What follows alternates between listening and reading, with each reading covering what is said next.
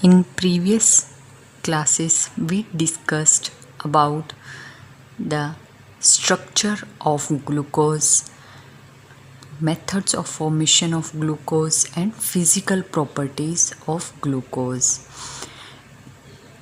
In last lectures, we identified that the structure of glucose consists of a long carbon chain in which one end group is aldehyde and the another end group consists of primary alcohol.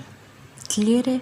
यानी कि हमने ये देखा कि glucose की structure है जिसके अंदर 6 कार्बन एटम है, एक स्ट्रेट चेन है जहाँ पे ओपन चेन स्ट्रक्चर है जिसमें एक पोजीशन पे क्या लगा हुआ है, CHO ग्रुप, जैसे कि आपने आइडेंटिफाई किया है, और बाकी क्या है, CHOH, CHOH4, और जो एंड ग्रुप है वो कौन सा है, प्राइमरी अल्कोहल।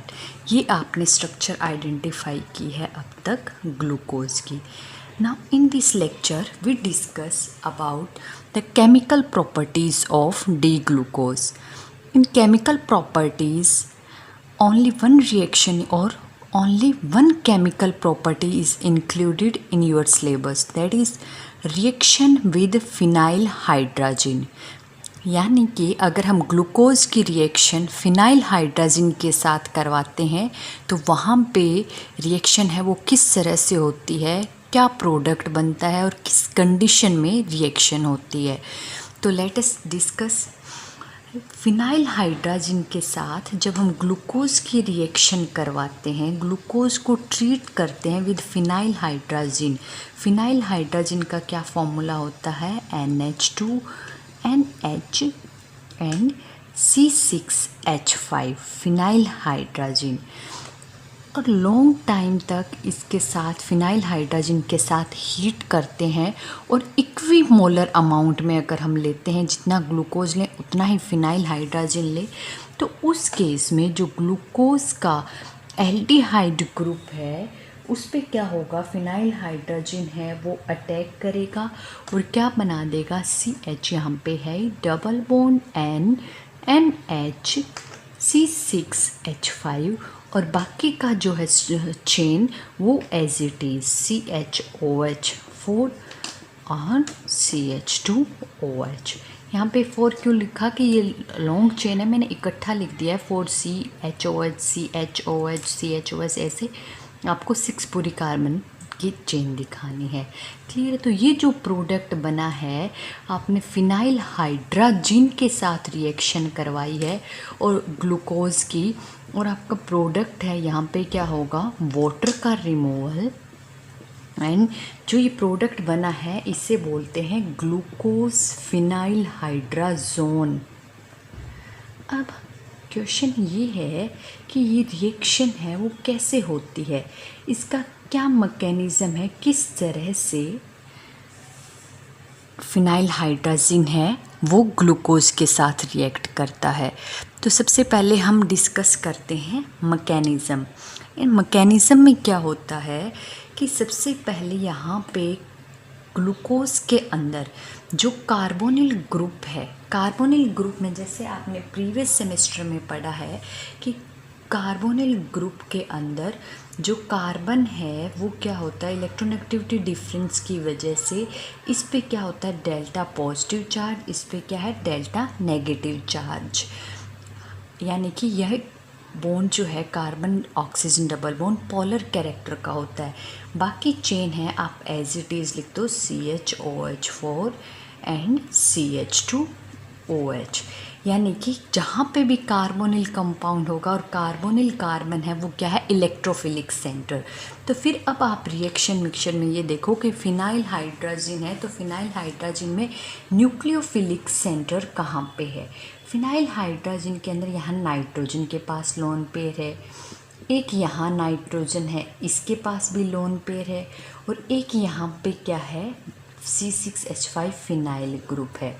अब नाइट्रोजन दोनों के पास लोन पेयर है, तो नाइट्रोजन में जैसे आपने carbonyl group aldehyde ketone chapter में भी डिस्कस किया था कि नाइट्रोजन के पास लोन पेयर तो as a nucleophile carbonyl group पे अटैक करता है। बट इस केस में कौन से वाला नाइट्रोजन है वो अटैक करेगा, जो ईजिली फिजिबल हो या फिर जो रेडिली अवेलेबल हो, लोन पेयर वही अटैक करेगा। लेकिन इस केस में क्या होता है, इस नाइट्रोजन के जो लोन पेयर है वो इस फिनाइल ग्रुप के साथ या फिर बेंजीन की ये जो रिंग है इसके साथ कॉन्जुगेशन में इंक्लूडेड होता है।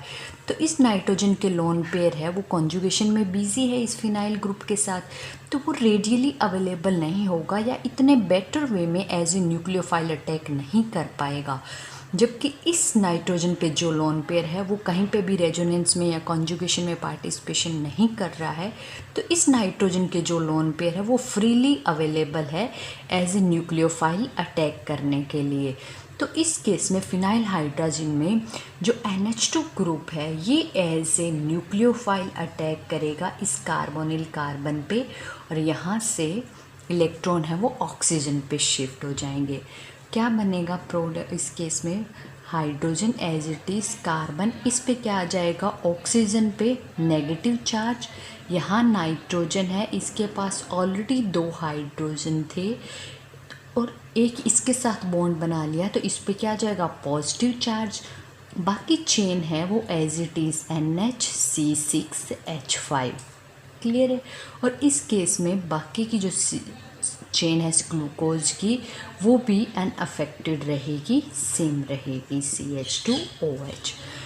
अब यहाँ पे पॉजिटिव चार्ज है, यहाँ ऑक्सीजन पे नेगेटिव चार्ज है, तो ये क्या करेगा, अपने साइड से प्रोटॉन का अब्स्ट्रैक्शन कर लेगा और यहाँ से इलेक्ट्रॉन है वो किस पे शिफ्ट हो जाएंगे, इस नाइट्रोजन पे। इस नाइट्रोजन पे शिफ्ट होते ही प्रोडक्ट है वो क्या बन जाएगा, देखो क्या प्रोडक्ट बनेगा, हाइड्रोजन, कार्बन पे क्या आ जाएगा OH, और यहाँ पे क्या आ जाएगा N, और यहाँ इस पोजीशन पे हाइड्रोजन, बाकी एज इट इज़ NH, और यहाँ पे क्या है फिनाइल ग्रुप। फिनाइल ग्रुप को सिंपली मैं PH से भी डोनेट कर सकती हूँ यहाँ पे, और बाकी चेन है वो एज इट इज़ है CHOH4 एंड CH2OH, क्लियर है। अब नेक्स्ट स्टेप में क्या होगा, नेक्स्ट स्टेप में यहाँ से एसिडिक, हमेशा कार्बोनिल कंपाउंड की रिएक्शन है वो एसिडिक कंडीशन में होती है, तो इन एसिडिक मीडियम ये प्रोटॉन है अपने हाइड्रोजन है अपने इलेक्ट्रॉन यहाँ शिफ्ट करेगा और इस हाइड्रोक्सी के साथ निकल जाएगा, अपने प्रोटॉन यहाँ शिफ्ट करेगा।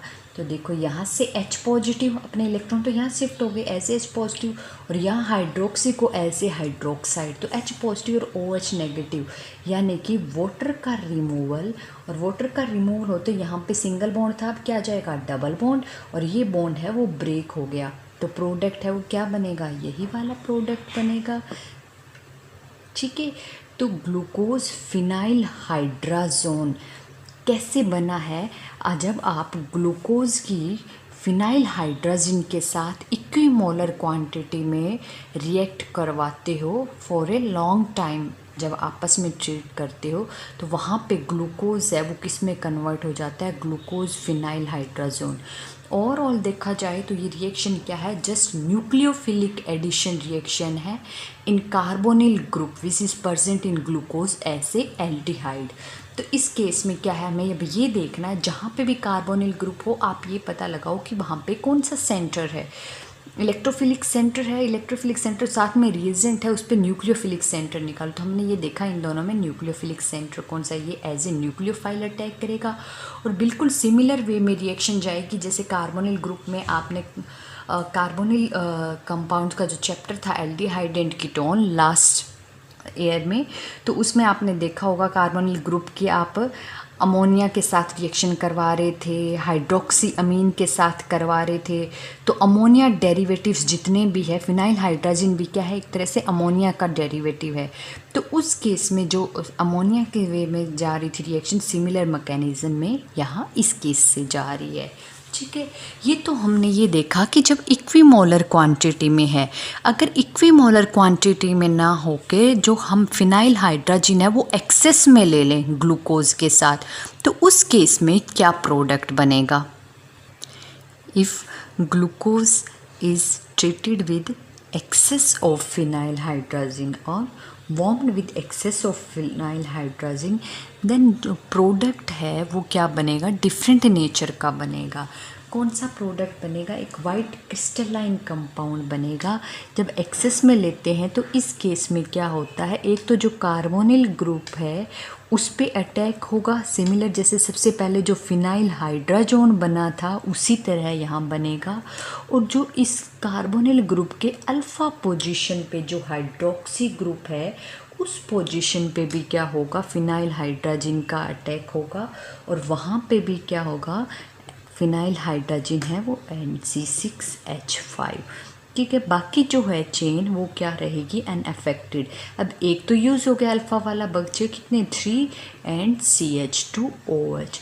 ये वाइट अगर हम एक्सेस में लिखते हैं फिनाइल हाइड्रोजन तो उस केस में ये प्रोडक्ट बनता है। इसकी प्रॉपर्टी क्या होती है? फिजिकल प्रॉपर्टी वाइट कलर का सॉलिड होता है, क्रिस्टलाइन कंपाउंड होता है। इस कंपाउंड को बोलते हैं ओसाजोन। ये आपके कार्बोहाइड्रेट्स के केस में मोस्ट इम्पॉर्टेंट रिएक्शन है ओसाजोन। तो इस रिएक्शन को जब हम ग्लूकोज को वार्म करते हैं या ट्रीट करवाते हैं एक्सेस ऑफ फिनाइल हाइड्रोजन, ये चीज़ आप माइंड में रखना। अगर हम इक्विमोलर फिनाइल हाइड्रोजन लेते हैं, जितना ग्लूकोज उतना ही फिनाइल हाइड्रोजन, तो वहाँ पे जस्ट ग्लूकोज फिनाइल हाइड्राजोन बनता है, सिर्फ और सिर्फ कार्बोनिल कार्बन जो है उसी पे रिएक्शन होती है। लेकिन अगर हम एक्सेस में फिनाइल हाइड्रोजन लेते हैं तो वहाँ पे कार्बोनिल कार्बन और उसकी अल्फ़ा पोजीशन पे जो हाइड्रोक्सी टेस्ट है उस कार्बन पे, दोनों पे रिएक्शन होती है और इस प्रोडक्ट को वाइट क्रिस्टलाइन कलर का कंपाउंड बनता है, इससे बोलते हैं ओसाजोन। तो ग्लूकोज की एक्सेस ऑफ फिनाइल हाइड्रोजन जो रिएक्शन है, इस रिएक्शन को हम ओसाजोन फॉर्मेशन रिएक्शन भी बोलते हैं, ओसाजोन फॉर्मेशन। अब साथ में ओसाजोन फॉर्मेशन के साथ साथ और साइड प्रोडक्ट क्या बनते हैं इस केस में? वहाँ पे तो जस्ट सिर्फ वाटर का रिमूवल हुआ था, यहाँ पे आपका एनिलीन बनता है C6H5NH2, साथ में अमोनिया का release and as well as साथ में वाटर का रिमूवल। अब नॉर्मली ये देखा गया कि एक ग्लूकोज है वो एक्सेस में से सिर्फ और सिर्फ 3 फिनाइल हाइड्रोजन के मॉलिक्यूल यूज़ करता है। वो हम मैकेनिज़्म में देखेंगे कि किस तरह से हमने एक्सेस लिया है तो फिर यहाँ पे 3 क्यों किया है, क्योंकि पर मॉलिक्यूल ऑफ ग्लूकोज है वो यूज़ करता है 3 molecule of phenyl hydrogen in resulting into the formation of osazone. Now in next lecture we discuss about the mechanism of osazone formation, यानी कि एक्सेस के साथ अगर हम फिनाइल हाइड्रोजन एक्सेस में लेते हैं तो उस टाइम पे रिएक्शन मैकेनिज़्म क्या होता है, ऐसी क्या पॉसिबिलिटी होती है कि वहाँ पे कार्बोनिल ग्रुप पे तो नॉर्मल न्यूक्लियोफिलिक एडिशन रिएक्शन होती है, लेकिन यहाँ अल्कोहलिक ग्रुप अटैच था कार्बन के साथ, तो इस पे फिनाइल हाइड्रोजन है उसने कैसे अटैक किया? मेन पॉइंट यहाँ पे है कि सेकंड कार्बन पे तो कार्बोनिल ग्रुप था ही नहीं, जस्ट हाइड्रोक्सी ग्रुप था, तो उस पे फिनाइल हाइड्रोजन ने रिएक्शन किस तरह से की। तो इसके 2 मेथड है जो हम नेक्स्ट लेक्चर में करेंगे।